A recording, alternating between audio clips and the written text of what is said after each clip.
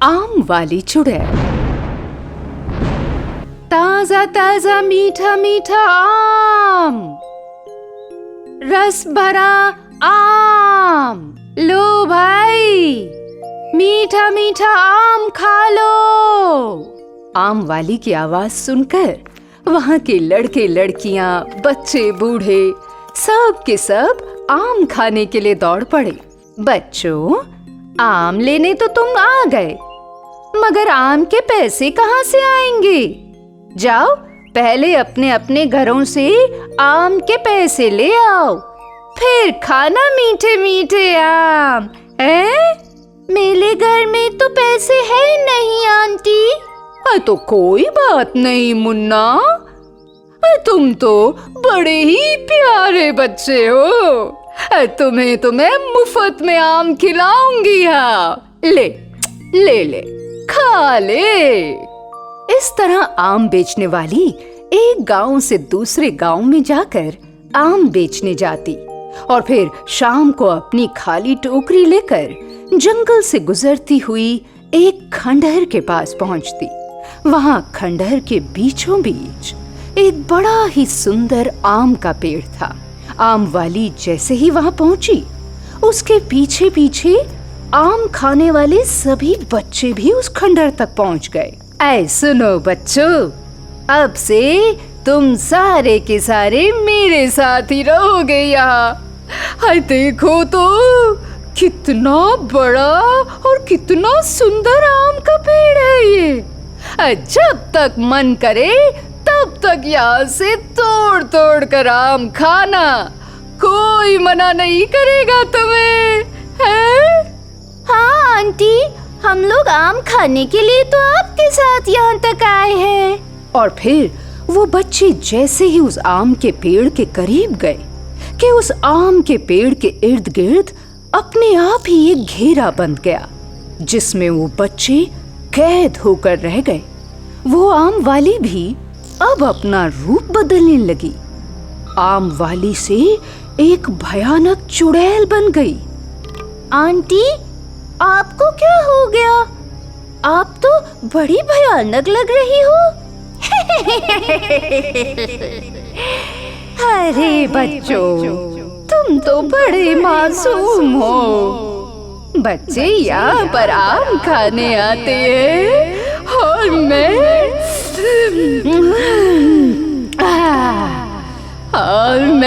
बच्चों को खाने के लिए अब तुम लोग मरने के लिए तैयार हो जाओ। ये बात सुनते ही सारे बच्चे बुरी तरह डर गए। आम वाली चुड़ैल ने पहले एक बच्चे का गला काटा, फिर उसका खून सीधे ले जाकर आम के पेड़ की जड़ में डाल दिया और फिर उसका मांस काट काट कर खाने लगी। इस दृश्य को देखकर बाकी हाजिर बच्चे तो और भी ज्यादा डर गए।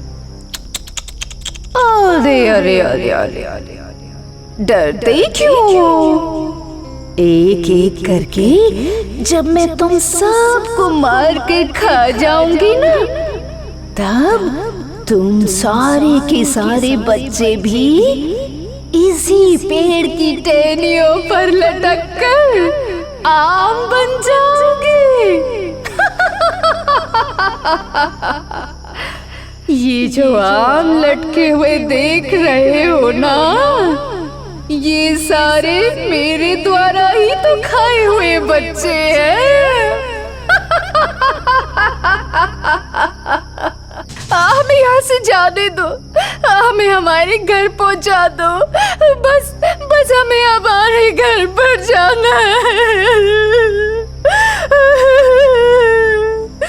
अब से ये आम का पेड़ और ये खंडहर ही तुम्हारा नया घर है। इस तरह उस निर्दयी चुड़ैल ने वहां मौजूद सारे बच्चों को अपना शिकार बना लिया। उनका खून उस आम के पेड़ की जड़ में डालकर बच्चों का मांस तक खा गई और फिर अगली सुबह उठकर दोबारा उसी गांव में आम बेचने गई। चुड़ैल वही पहले वाली प्यारी मीठी आवाज देकर गांव के सारे बच्चों को अपने पास बुलाने लगी कि पहले से गायब बच्चों के घर के पास काफी भीड़ इकट्ठी हो गई है। गांव वाले आपस में बातचीत कर रहे हैं कि वो सारे बच्चे आखिर गए तो गए कहाँ।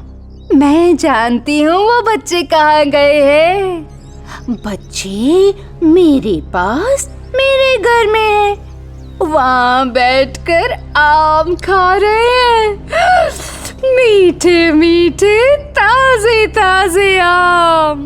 लगता है ये आम वाली थोड़ी पागल हो गई है। हम पागल नहीं हैं। अगर यकीन ना हो तो हमारे साथ खुद चलकर देख लो हमारे घर में, मगर एक शर्त है, हमारे साथ बस गांव के 2 आदमी जाएंगे। तो फिर ठीक है, रामू और श्यामू, तुम दोनों चले जाओ इसके साथ, पता करो क्या सच्चाई है। ठीक है मुखिया जी। ऐसा कहकर रामू और श्यामू आम वाली के पीछे पीछे घने जंगलों से गुजरते हुए खंडर तक पहुंचे। रास्ता तय करते करते रात हो गई थी। वहां पेड़ के नीचे एक मोमबत्ती जल रही थी और ठीक उस मोमबत्ती की मध्यम रोशनी के सामने प्रेतराज बैठा था, जो कि उस चुड़ैल का पति था। आज बड़ी देर कर दी आने में, मुझे बड़ी जोरों की भूख लगी है। ये लीजिए, 2 सुंदर नौजवानों को आपके भोजन के लिए लाई हूँ। और फिर देखते ही देखते प्रेतराज का चेहरा भयानक हो गया। हमें छोड़ दीजिए प्रेतराज, हमने कुछ भी नहीं किया। ऐसे कैसे छोड़ दूं? तुम लोग अपने बच्चों से मिलने आए हो ना, तो बच्चों को यहाँ अकेला छोड़कर चलते बनोगे? कितने स्वार्थी लोग हो तुम। अब आए हो तो सच्चाई भी सुनते जाओ। बात ये है कि तुम्हारे बच्चे तो अब इस दुनिया में नहीं हैं। अब अगर तुम्हें उनसे मिलना है तो तुम्हें भी उसी दुनिया में जाना पड़ेगा जिस दुनिया में तुम्हारे बच्चे गए हैं। है ना ठीक बात? यानी कि तुम लोगों को भी मरना पड़ेगा आज रात। दोनों ने मिलकर रामू और श्यामू को मार डाला। आज तो बड़े हट्टे कट्टे नौजवान पकड़ कर लाई है। इनका ताजा ताजा मांस खाकर मेरा तो पेट भर गया। पति की सेवा करना पत्नी का पतिव्रता धर्म है स्वामी। ओहो, आज तो बड़ी धर्म कर्म की बातें हो रही है। सुबह फिर से नए शिकार की तलाश में जाना है मुझे। हाँ, ठीक कहती है तू पतिव्रता नारी। उधर गांव में जब काफी इंतजार करने के बाद भी रामू, श्यामू और गायब हुए बच्चे नहीं लौटे, तो बाकी गांव वाले उन्हें ढूंढने निकले। गांव वाले तलाश करते करते एक मंदिर तक पहुंचे, जहां पर उन्हें एक योगी बाबा मिले। रुक जाओ, तुम्हारी तलाश यहीं पर खत्म होती है, क्योंकि मैं जानता हूँ तुम जिन्हें ढूंढ रहे हो वो अब इस दुनिया में नहीं है। सब के सब मारे जा चुके हैं, मगर आगे से इस गांव के लोग ना मारे जाएं, इसलिए उस आम वाली चुड़ैल को मारना होगा। आम वाली ने सबको मारा है?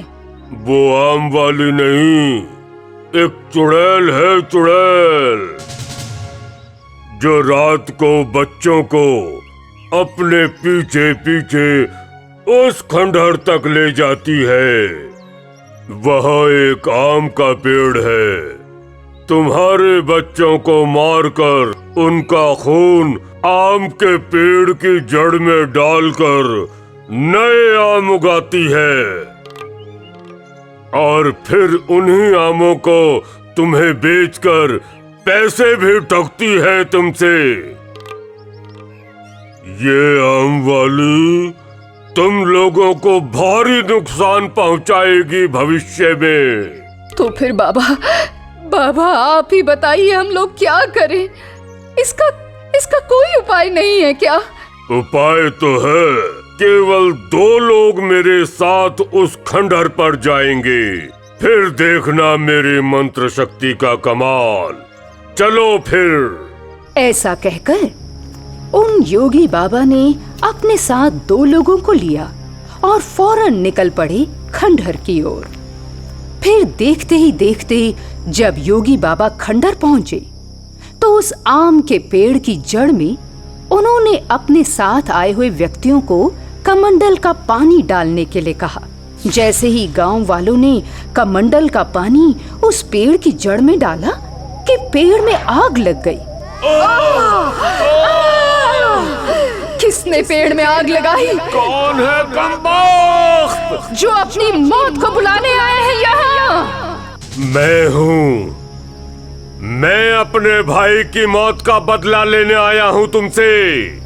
मेरे भाई की मौत के बाद मैं तंत्र विद्या सीखने जंगलों में चला गया था और उसी जंगल के बीचों बीच इस खंडहर में आम के पेड़ पर रहकर तुम लोग ये शैतानियां कर रहे हो।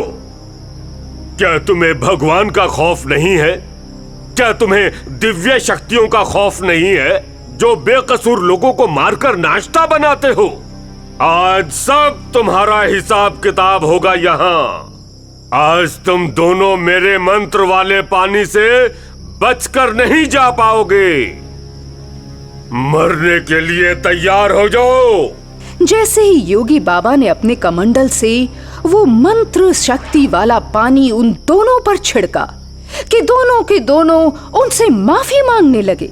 हमें माफ कर दो, हमें माफ कर दो योगी बाबा। योगी बाबा, आगे से हम ऐसा नहीं करेंगे। हम किसी का खून नहीं करेंगे। माफ कर दो। तो देखा आपने योगी बाबा की मंत्र शक्ति में कितनी ज्यादा ताकत थी। वो मंत्र सिद्धि वाला पानी जैसे ही प्रेतराज और उस चुड़ैल पर पड़ा कि दोनों की दोनों वहीं जलकर भस्म हो गए। सतपुड़ा के घने जंगल में बहुत सारे भूत रहा करते थे। सुनने में तो ऐसा आता है उस जंगल में भूत ही पेड़ बनकर खड़े रहते हैं और जो भी इंसान उस पेड़ के पास जाता है पेड़ की शाखाएं बढ़ने लगती हैं और एक ही झटके में उसकी गर्दन दबोचकर मार देती हैं और उसके बाद उसका खून पी जाती हैं, जिसके डर से कोई भी इंसान उस जंगल में प्रवेश नहीं करता। जब बहुत दिन से इंसान जंगल में नहीं गए तो सभी पेड़ वाले भूत भूख से कराहने लगे और आपस में बात करने लगे। हम लोग अपनी भूख कैसे मिटाएं? भूतों के बीच एक अहंकारी भूत बोलता है, हम लोग गांव की तरफ जाकर अपने अपने तरीके से लोगों के मान से अपना भूख मिटाएंगे और उनके खून से अपनी प्यास बुझाएंगे। इस तरह योजना बनाकर सारे भूत गांव की तरफ चल देते हैं और अपने अपने तरीके से लोगों को मार देते हैं। सबको गांव भेजकर अहंकारी भूत जंगल में ही रह जाता है। अहंकारी भूत पूरे जंगल में घूम घूम कर जानवरों का शिकार करके खाता है और मजे में रहता है। सभी भूत जब गांव में शिकार करके एक जगह इकट्ठा होते हैं तो उनका नेता अहंकारी भूत नहीं दिखाई देता। अहंकारी भूत चालाकी से सभी भूतों को भगाकर जंगल में अकेला रहकर घूम घूम कर शिकार करता और जानवरों को मार कर खाता। वो अब एक बहेलिया का रूप बना चुका था। हाथ में तीर और धनुष लेकर दूर से ही पशुओं और पक्षियों का शिकार कर दिया करता और धीरे धीरे वो जंगल के सारे पशु पक्षियों को मार कर खा गया और एक दिन वो जंगल में अकेला ही रह गया। पशु पक्षी न मिलने पर वो जंगल के पेड़ों से फल खाने लगा और मजे से रहने लगा। और दूसरी तरफ जब गांव के भूत एक जगह इकट्ठा होते हैं और वहां अपने अहंकारी भूत को नहीं पाते तो सोचने लगते हैं, हमारा अहंकारी नेता कहां गया? अहंकारी जरूर कोई न कोई चाल चल रहा होगा मीठा तो बहुत बोलता है, लेकिन हम लोगों से नफरत करता है। हमेशा कोई न कोई नई चाल चलता रहता है। हम सभी को धोखा देना अब उसकी आदत बन चुकी है। उसको छोड़ देना ही उचित है। नहीं भाई, अहंकारी भूत चाहे जो करे, उसे छोड़ना उचित नहीं, इसलिए कि हम सब में सबसे ज्यादा ताकतवर वही है। अगर कोई घटना घटित होती है तो वो हम सब के काम आएगा। दूसरे भूत के कहने पर सभी उसकी बात को मानते हैं और अहंकारी भूत की खोज में निकल पड़ते हैं। गांव में वो कहीं नहीं मिलता तो फिर सभी जंगल की तरफ निकल पड़ते हैं। सभी भूतों को जंगल की तरफ आते हुए अहंकारी भूत देख लेता है और उनसे कहता है, ये पूरा जंगल हमारा है, अब तुम लोग गांव की तरफ ही जाकर रहो। ऐसा है कि हम लोगों की जनसंख्या बहुत अधिक हो चुकी है, एक जगह सभी का रहना ठीक नहीं। तुम लोग भी अपना अपना गांव बांट लो और एक एक गांव में एक एक भूत हो जाओ, उसके बाद सब मजे से रहेंगे। नहीं अहंकारी भाई, एकता में ही बल है। अगर कोई भी मुसीबत आएगी तो हम सब एक साथ मिलकर उसका मुकाबला करेंगे। ऐसे जब हम लोग अलग अलग हो जाएंगे तो हम कमजोर पड़ जाएंगे। अब तुम हमें सिखाओगे, भूत कभी भी कमजोर नहीं होता। हम लोगों की शक्तियों का कोई अंत नहीं। हम लोग अकेले ही इस दुनिया से काफी ज्यादा ताकतवर हैं। फिर मुसीबतों का सामना करने में डर कैसा? जैसी मुसीबत आएगी हम उसका सामना करेंगे। परेशानी आने पर हम एक हो जाएंगे। नहीं, आज हम तुम्हारा कहना नहीं मानेंगे। हम लोग तुम्हारे साथ ही रहेंगे। ठीक है, तो फिर जंगल में आ जाओ। और इस तरह सभी भूत फिर से जंगल में रहने लगते हैं और पेड़ का रूप धारण कर लेते हैं। जब भी कोई पक्षी पेड़ पर बैठता है तो पेड़ बने भूत उसे मार कर खा जाते हैं। और अगर कोई जानवर पेड़ के नजदीक से गुजरता है तो पेड़ की शाखाएं बढ़ने लगती हैं और जानवर को पकड़कर खा जाती हैं। यह सिलसिला बहुत दिनों तक चलता रहता है। एक दिन अहंकारी भूत ने सोचा, मैं सभी भूतों को मारकर पूरे जंगल पर कब्जा कर लूं। ऐसा सोचकर अहंकारी भूत जंगल में आग लगा देता है। आग लगते ही जंगल के सारे पेड़ जलने लगते हैं। उन पेड़ों के साथ साथ भूत बने पेड़ भी आग में जल जाते हैं और इस तरह अहंकार से भरा हुआ भूत अपने सभी भाइयों को मार देता है और अकेला होकर पूरे जंगल पर एक क्षत्र राज करने लगता है। कहानियां सुनोगे? आओ तुम्हें एक कहानी सुनाता हूं। अमावस की काली रात। अमावस की काली रात में रामपुर गांव में एक भयानक चुड़ैल आती थी, जिसके डर से सभी गांव वाले दरवाजे बंद कर दिया करते थे। चुड़ैल जिस घर का दरवाजा खुला पाती वो घर में घुसकर लोगों को बलि चढ़ाने के लिए उठा ले जाती। चुड़ैल अपने गुरु को 1000 आदमियों की बलि चढ़ाने की शपथ खा चुकी थी। अकेले रामपुर गांव के 50 लोगों की बलि वो चढ़ा चुकी थी, जिसके चलते गांव वाले उससे बहुत डरते थे। आज भी अमावस की काली रात थी और रामपुर गांव पर फिर से चुड़ैल का साया मंडराने लगा था। चुड़ैल गांव की गलियों में घूमने लगती है, लेकिन किसी का दरवाजा खुला हुआ न पाकर चुड़ैल बिना शिकार किए अपने गुरु के पास जाती है। हे गुरुदेव, आज तो मुझे कोई भी शिकार नहीं मिला। सभी ने अपने घरों के दरवाजे बंद कर रखे थे। आज अमावस की काली रात को शैतान को बलि देना जरूरी होता है। अगर आज उसे बलि नहीं दी गई तो वो मुझे और तुमको हमेशा के लिए कैद करके आग की लपटों के बीच डाल देगा। तुम जाओ और जल्दी से जल्दी किसी आदमी को पकड़ कर लाओ। चुड़ैल अपने गुरु की बात मानकर आदमी की खोज में निकल पड़ती है। बलि का समय नजदीक आता जा रहा था। गुरु की बेचैनियां बढ़ती जा रही थी, क्योंकि अब थोड़ी ही देर में शैतान बलि के लिए आने वाला था। चुड़ैल को भी अब शैतान का डर सताने लगा था। चुड़ैल रात में कई गांवों में घूमती है। अंत में उसे एक पागल आदमी दिखाई देता है, जिसे घर वालों ने घर से निकाल दिया था। वो पागल आदमी नदी के किनारे बैठा हुआ था और ठंड की वजह से उसका शरीर कांप रहा था।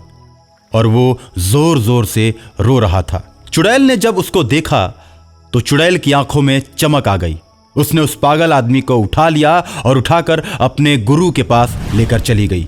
चुड़ैल का गुरु उस पागल आदमी से पूछता है, तुम कौन हो? मैं नहीं जानता। तुम्हारा नाम क्या है? मुझे लोग पागल कहते हैं। मैं पागल हूँ। मेरे घर वालों ने मुझे घर से निकाल दिया है और मुझे तुम लोग बहुत भले आदमी लगते हो। इस वक्त मुझे बहुत जोर की भूख लगी है, पहले मुझे कुछ खाने को दो। गुरु भूखे और पागल आदमी को बहुत सारे फल देता है और उसको वहीं पर खड़े रहने के लिए कहता है।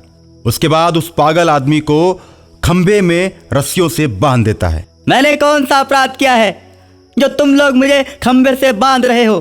पागल होकर जीने से तो अच्छा है कि तुम किसी के काम आ जाओ, और आज तुम हम लोगों के काम आने वाले हो और सदा सदा के लिए इस नर्क भरी जिंदगी से तुम आजाद हो जाओगे।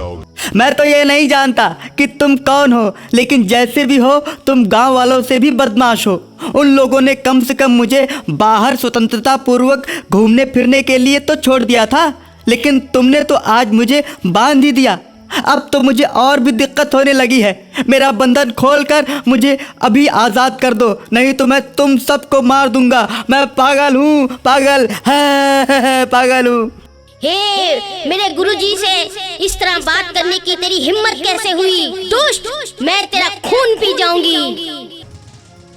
गंदे लोग, इससे ज्यादा और कर भी क्या सकते हैं? तुम गंदी हो, खून पीने की बात कर रही हो। चुड़ैल पागल आदमी को मारने के लिए दौड़ती है। नहीं नहीं, तुम इसको मत मारो, इसको तो शैतान मारेगा और मारकर इसकी बलि चढ़ाएगा। उसके बाद हम लोग मिल बांटकर इसको खा जाएंगे। अपने गुरु की बात सुनकर चुड़ैल खुश हो जाती है और शैतान हाथ में फरसा लिए एक गुफा के दरवाजे से प्रवेश करता है।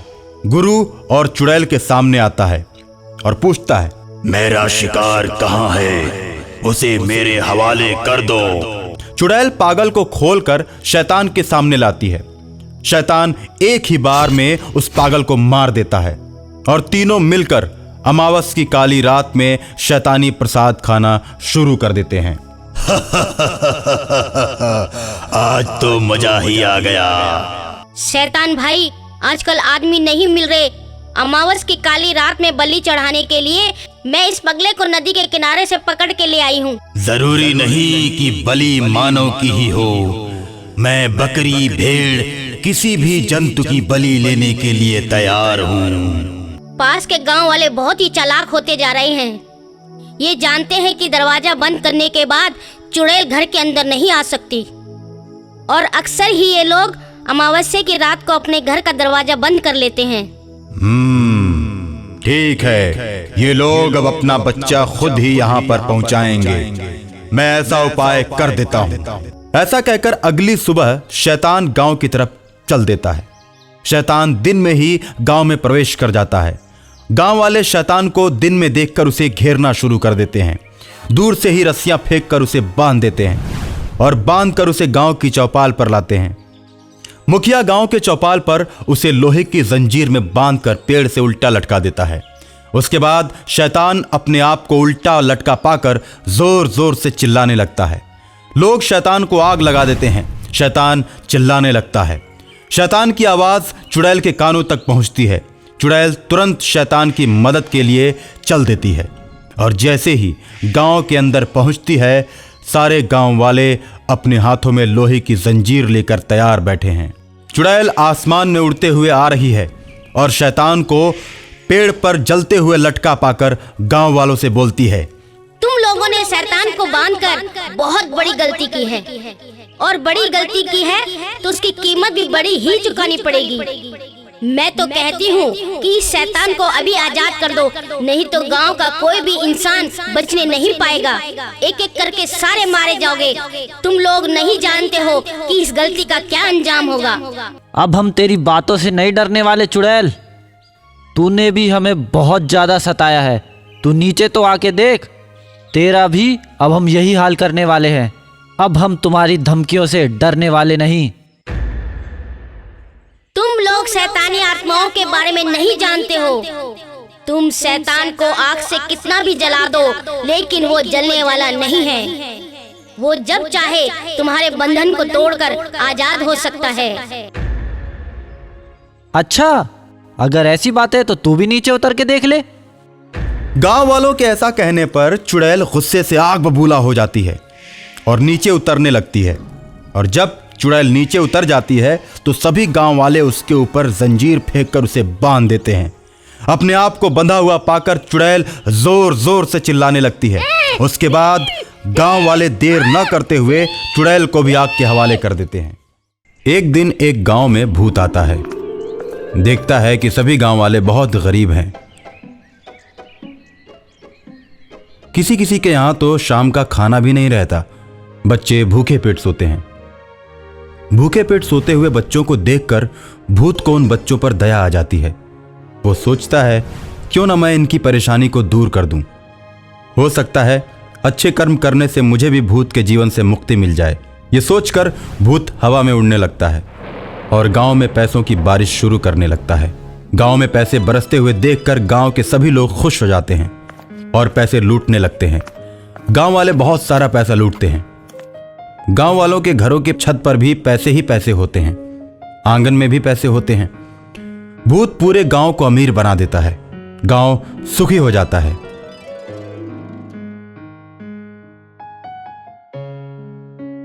गांव के सभी लोग भर भर पेट भोजन करने लगते हैं। आसपास के गांव वाले इन्हें इस प्रकार धनी देखते हैं तो वो सब इनसे जलने लगते हैं। उसके बाद गांव में चोर आकर चोरियां करने लगते हैं। गांव वाले चोरों से परेशान हो जाते हैं। गांव वालों को परेशान देखकर भूत सोचता है, मेरे पैसे बरसाने की वजह से इस गांव में चोरियां होनी शुरू हो गई हैं। जब ये लोग गरीब थे तो कोई भी इन्हें पूछने नहीं आता था। अब जब ये लोग अमीर हो गए हैं तो चोर इन्हें सताना शुरू कर दिए। अब मैं चोरों को पकड़ लूंगा। रात में चोर चोरी करने के लिए मुखिया के घर पहुंचते हैं। जैसे ही घर में जाते हैं भूत बाहर से दरवाजा बंद कर देता है और चोर चोर चिल्लाने लगता है। गांव में किसी के चिल्लाने की आवाज सुनकर गांव वाले जग जाते हैं। चोर चोर चिल्लाने की आवाज मुखिया के घर की तरफ से आ रही थी और लोग दौड़कर मुखिया के घर की तरफ जाते हैं। मुखिया का भी पूरा परिवार जग जाता है। सभी के इकट्ठा हो जाने के बाद लोग दरवाजे को खोलते हैं और चारों चोरों को पकड़ लेते हैं। चारों चोरों को पकड़कर लोग खूब मारते हैं और मारने के बाद चोरों को ले जाकर पुलिस के हवाले कर देते हैं। पुलिस भी चोरों को खूब मारती है और जेल में बंद कर देती है। उसके बाद गांव में चोरी की घटनाएं बंद हो जाती हैं। भूत गांव वालों को खुशहाल देखकर बहुत ही खुश होता है और गांव वाले सोचते हैं, आखिर पैसा बरसाने के पीछे किसका हाथ है? चोरों के आने के बाद दरवाजे पर कुंडी किसने लगाया? इन सब बातों पर मुखिया के साथ गांव के लोग चौपाल पर विचार करते हैं। दरवाजे पर कुंडी तो मेरे परिवार के किसी सदस्य ने नहीं लगाया। मुझे तो लगता है कि कोई अदृश्य शक्ति हमारे पूरे गांव की मदद कर रही है। हमें उस शक्ति की पूजा करनी चाहिए, चाहे वो जैसी भी हो, जिस रूप में हो। वो हम लोगों का भला सोचती है। हाँ, आखिर उस अदृश्य शक्ति के बारे में हम लोगों को कैसे पता चलेगा? लोग अभी बात कर ही रहे होते हैं कि भूत प्रकट हो जाता है और कहता है, मैं इसी गांव में रहने वाले रामदीन का लड़का हूं। कुछ वर्षों पहले स्कूल से आते समय एक प्रेत ने आम के बगीचे में मुझे मार दिया था। उसके बाद मैं भूत बन गया। मैं हमेशा अपने गांव के भले की बात सोचता हूं और गांव में मैंने ही पैसे बरसाए हैं। चोरों को पकड़वाने में भी मेरा ही हाथ है। मैंने ही कुंडी लगाई थी। वो अदृश्य आत्मा जिसके बारे में तुम लोग चर्चा कर रहे हो, वो मैं ही हूं। भूत के मुंह से ऐसी बातें सुनकर सभी भूत का पांव पकड़ लेते हैं और उसकी आत्मा की मुक्ति के लिए बहुत बड़े यज्ञ का आयोजन करते हैं। बहुत से विद्वानों को बुलाकर मंत्र द्वारा उसकी आत्मा को मुक्त करवा देते हैं और भूत खुशी खुशी सदा के लिए ईश्वर के पास चला जाता है। दुनिया का कोई भी देश हो, वहां के लोगों में भूत, प्रेत और पिशाचों का डर तो रहता ही है। कुछ लोग इन भूत, प्रेत, पिशाचों को मानते हैं और कुछ लोग इसे बस मन का वहम बताते हैं। लेकिन जब उनका सामना किसी ऐसी शक्ति से होता है जिस पर उनका बस नहीं चलता, तो अंत में उन्हें मानना ही पड़ता है कि इस संसार में भूत, प्रेत और पिशाच हैं और उनका अस्तित्व भी है। जिस तरह हम रहते हैं उसी तरह उनके भी रहने का कोई न कोई ठिकाना जरूर होता है। हमें कभी भी इनके अस्तित्व पर सवाल नहीं उठाना चाहिए और ईश्वर से विनती करनी चाहिए कि भूत, प्रेत और पिशाचों से हमारा सामना कभी ना हो। अंधेरी रेलवे स्टेशन पर हमेशा की तरह आज भी भीड़ थी। लोग स्टेशन से बाहर आते और बस में बैठकर अपने अपने घर चले जाते। रमेश और उसका दोस्त कमलेश रोज शाम को सीरियल की शूटिंग से वापस आते। ऑटो से घर जाने के लिए पैसा ज्यादा लगता, इसलिए वो लोग हर रोज शाम को बस से अपने घर जाते। एक दिन उन्हें शूटिंग से आने में देर हो गई। उस समय तक सारी बसें बंद हो चुकी थी। अब उनके पास दो रास्ता था, पहला कि वो पैदल जाएं और दूसरा कि वो ऑटो करके जाएं। रात काफी हो चुकी थी। अगर वो पैदल जाते तो उन्हें घर जाने में काफी समय लग जाता और अगले दिन सुबह उन्हें शूटिंग के लिए देर हो जाती।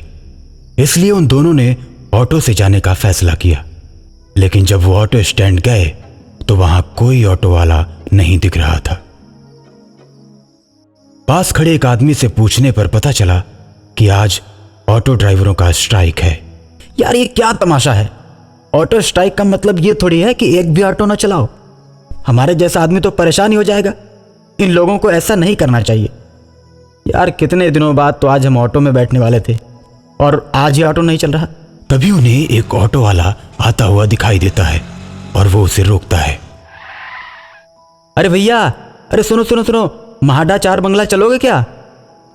हाँ जी जरूर चलेंगे, क्यों नहीं चलेंगे। दोनों ऑटो में बैठ जाते हैं। इस समय रोड पर न कोई ऑटो न कोई बस, एकदम शांत सड़क। रात की ठंडी हवा उनके कानों को छू रही थी। लेकिन आज तो बंदी है ना, फिर आप कैसे ऑटो चला रहे हैं भैया? मैं इन ऑटो स्ट्राइक के चक्कर में नहीं पड़ता और किसी में दम भी नहीं जो मुझे रोक सके। भाई साहब आप तो बड़े दमदार आदमी हो। भाई मैं दमदार आदमी तो हूँ और मुझे किसी से डर भी नहीं लगता। ऑटो वाले की बात सुनकर कमलेश को मजाक सोचती है। भाई भूत से भी डर नहीं लगता? अब भूत की क्या बात करते हो भाई, छोड़ो ना भूत की बात, कोई और बात करो। इतना सुनकर कमलेश ऑटो ड्राइवर पर खूब हंसता है। क्या भाई इतना डरते हो? भूत भूत अरे कुछ नहीं होता, मैं तो ऐसे ही मजाक कर रहा था। दोनों को लगा कि ऑटो ड्राइवर छोटे दिल का है, इसलिए भूत का नाम सुनते ही डरने लगा है कि तभी ऑटो का पहिया एक गड्ढे में पड़ जाता है और ऐसा झटका लगता है कि रमेश आगे लुढ़क जाता है। रमेश की नजर ऑटो ड्राइवर के पैर पर पड़ती है तो पैर देखकर रमेश के होश उड़ जाते हैं, क्योंकि ऑटो ड्राइवर के पैर उल्टे थे। उसे डर लगने लगता है क्योंकि बचपन में उसने सुना था कि चुड़ैलों और भूतों के पैर उल्टे होते हैं। लेकिन कमलेश इस बात से अभी भी अनजान है। रमेश कमलेश को सच्चाई बताकर दोनों बचकर निकल जाना चाहते हैं। कई बार उसने कमलेश को बताने की कोशिश की, लेकिन ऑटो ड्राइवर शीशे से अक्सर पीछे देखता रहता है। एक बार फिर रमेश ने हिम्मत करके अपने दोस्त को ऑटो ड्राइवर की सच्चाई बता दी।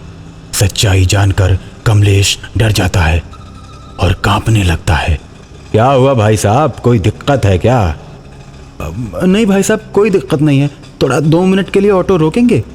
रमेश ऑटो को रोकने के लिए कहता है, लेकिन ऑटो वाला नहीं रुकता।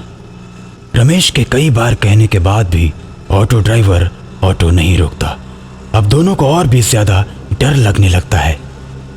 रमेश के दिमाग में एक आइडिया आता है और फिर वो गुस्से से चिल्लाता है, एक बार में तुम्हें सुनाई नहीं दे रहा? जब हम बोल रहे हैं ऑटो रोको तो क्यों नहीं रोकते? मेरे दोस्त का मोबाइल गिर गया है, जल्दी रोको। इतना कहने के बाद ऑटो ड्राइवर उनकी तरफ अपना सिर घुमा देता है। उसका चेहरा बदला हुआ है, उसकी आंखों से खून टपक रहा है। अब ये ऑटो नहीं रुक सकता, अब तुम दोनों मेरे शिकार हो। इतना कहकर भूतिया ऑटो ड्राइवर अपना सिर सामने करके ऑटो की रफ्तार और बढ़ा देता है। अब रमेश और कमलेश को लगने लगता है कि उनकी मौत निश्चित है, लेकिन दोनों अपने बचने की अंतिम कोशिश करने की सोचते हैं। उनके पास बचने का यही एक अंतिम रास्ता था। ऑटो की रफ्तार इतनी तेज थी कि उससे कूदने के बाद भी दोनों की जान जा सकती थी, लेकिन इसके अलावा उनके पास कोई रास्ता नहीं था। रमेश ने कमलेश को इशारा किया और दोनों एक ही बार में ऑटो से कूद गए।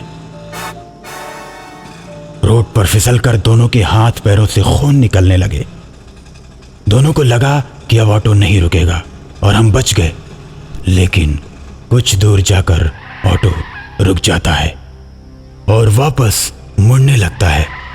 ऑटो को अपनी तरफ बढ़ता देख दोनों समझ जाते हैं कि अब बचने का कोई रास्ता नहीं, ये भूत हम दोनों को मार डालेगा। लेकिन तभी पीछे से पुलिस की गाड़ी सायरन बजाते हुए आती है और दोनों के पास आकर रुक जाती है। पुलिस की गाड़ी को देखकर उनकी जान में जान आ जाती है। अरे क्या हुआ? कोई एक्सीडेंट हो गया क्या? किसी गाड़ी ने ठोक दिया क्या? सर, वो जो सामने ऑटो है ना, उसी ने हम दोनों को ठोका है। यह सुनकर दो पुलिस वाले उस ऑटो की तरफ बढ़ते हैं। पुलिस वाले जब ऑटो के सामने पहुंचते हैं तो ऑटो वाला उन दोनों के ऊपर ऑटो चढ़ा देता है, जिससे दोनों पुलिस वाले बुरी तरह घायल हो जाते हैं। ये देख दरोगा गुस्से से आग बबूला हो जाता है और अपनी पिस्तौल निकालकर ऑटो के ऊपर फायरिंग करने लगता है। जैसे ही दरोगा के पिस्तौल की गोली खत्म होती है, भूत ऑटो से बाहर निकलता है और दरोगा का गला दबाकर उसे मार डालता है। दरोगा के मरने के बाद कमलेश और रमेश किसी तरह उठकर भागने लगते हैं और दरोगा को मारने के बाद वो भूत अब उनके पीछे बढ़ने लगता है। भूत को अपनी ओर आता देख दोनों लड़खड़ाते हुए और रफ्तार से भागने लगते हैं। रमेश पूरी ताकत के साथ भाग रहा था और कमलेश को भी तेज भागने के लिए बोल रहा था। पीछे से भूत भी उतनी ही तेजी के साथ भागता हुआ दोनों के पीछे आता है। एक बार फिर उन्हें लगता है कि पुलिस वालों की तरह हम भी मरने वाले हैं कि तभी उन्हें गणेश जी का मंदिर दिखाई देता है। दोनों भागकर गणेश जी के मंदिर के अंदर पहुंचते हैं और सुकून की गहरी सांस लेते हैं। मंदिर का पुजारी उन्हें जब घायल अवस्था में देखता है तो बोलता है, क्या हुआ बच्चों, तुम लोगों की यह हालत कैसे हुई? दोनों पुजारी को पूरी घटना के बारे में विस्तार से बताते हैं कि तभी भूत ऑटो लेकर मंदिर के पास पहुंच जाता है और पुजारी को ललकारता है, ए पुजारी, इन दोनों को मेरे हवाले कर दे, नहीं तो तुझे भी नहीं छोड़ूंगा। देखो, तुम इन बच्चों को नुकसान पहुंचाओगे तो मैं तुम्हारा अंत कर दूंगा। अगर दम है तो बाहर आओ, देखता हूं तुम मेरा अंत कैसे करते हो। पुजारी गणेश जी का त्रिशूल लेकर रमेश और कमलेश के साथ मंदिर के बाहर आते हैं। उनके मंदिर के बाहर आते ही भूत उन पर हमला कर देता है तो पुजारी भी उस पर त्रिशूल चला देते हैं। त्रिशूल के लगते ही भूत जलकर राख हो जाता है। कमलेश और रमेश वो रात मंदिर में ही बिताते हैं और सुबह पुजारी जी को धन्यवाद देकर चले जाते हैं।